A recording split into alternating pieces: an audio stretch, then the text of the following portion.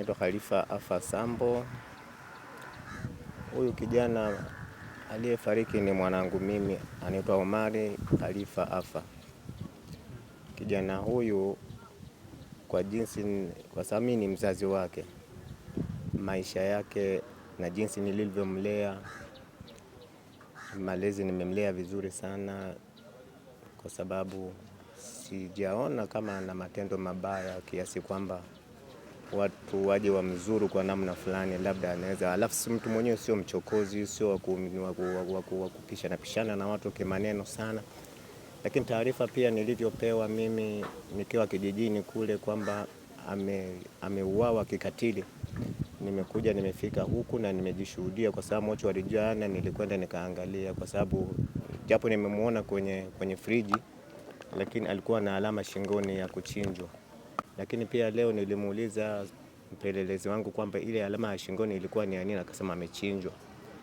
Kwa hiyo jinsi tu ninavyomuelewa Omari ni kwamba yeye kijana wangu hakuwa mchokozi, ni kijana mmoja anayeweza kujitafutia.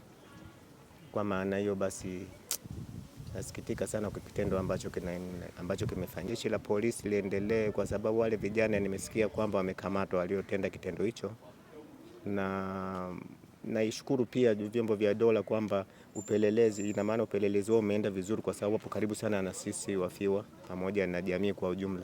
Soko hili la Makole nilikuwa naomba kwamba, maana vijana kisemo cha watu ni kwamba wametokea humu. Kwa hiyo wale vijana baada ya kutoka humu, ina maana hivi vibanda vya hapa sokoni, mimi nilikuwa naomba kwamba vitumike katika hali ya kufanyia biashara, si kwa ajili ya makazi ya watu, kwa sababu humu inawezekana watu tunawahifadhi humu, alafu mwisho wa siku wanaanza kutenda matendo ambayo sio mema sana. Idi Mohamed Kawa, nakaa Dodoma Makulu. Sasa msiba huu, au tukisema marehemu, mimi ni mjukuu wangu.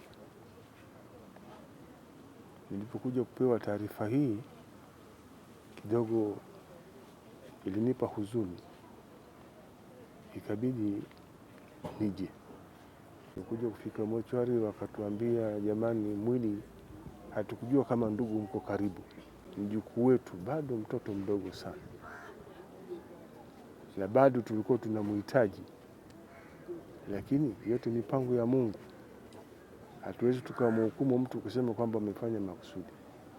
Kwa majina naitwa Ani Ngaya, ni mwenyekiti wa serikali ya mtaa wa Makole. Siku ya Jumamosi majira ya saa 4 nilipata taarifa kuna kijana ameuawa, ambaye alikuwa ni bodaboda anapaki maeneo ya soko la matikiti maeneo ya Makole, ambaye kwa kijana litambulishwa kwa jina naitwa Omari, na kijana nilikuwa namfahamu kwa sababu wenzake walinionyesha picha, nilikuwa namfahamu.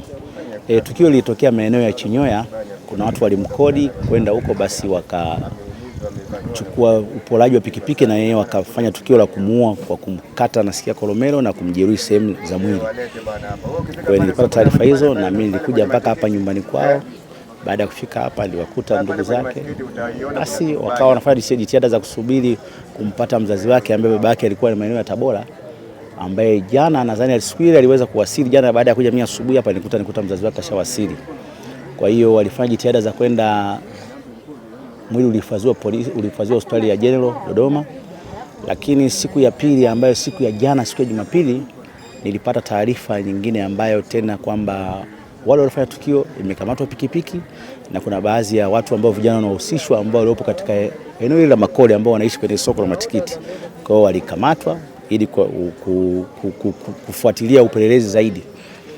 Na siku ya leo ilikuwa ni siku ifanyike ili mwili ufanyiwe maziko leo, lakini baada ya kwenda hospitali polisi walikuwa bado hawajakamilisha upelelezi wao. Kwa hiyo waliomba ili swali lifanyike kesho. Kwa hiyo kwa sababu ni mambo ya kiusalama zaidi, na sisi kwa ndugu nao wameridhia, basi tunaomba Mungu tusubiri mpaka kesho ili tuweze kumstiri huyu kijana. Rai yangu mimi tu niseme kitu kimoja, kwamba inapaswa kuwa makini na hawa waliofanya mambo haya, wanatakiwa wachukuliwe hatua.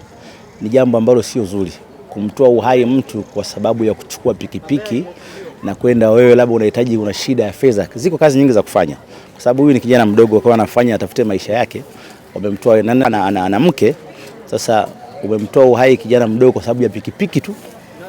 Kwa hiyo rai yangu, naomba vijana wajilinde na watu kama hawa katika mtaa wetu, inabidi tuwachukulia hatua tu, yani kwanza walindane na watu kama hawa wanaokuja wageni, ndio haya tunazungumza kwanza, tutambuane.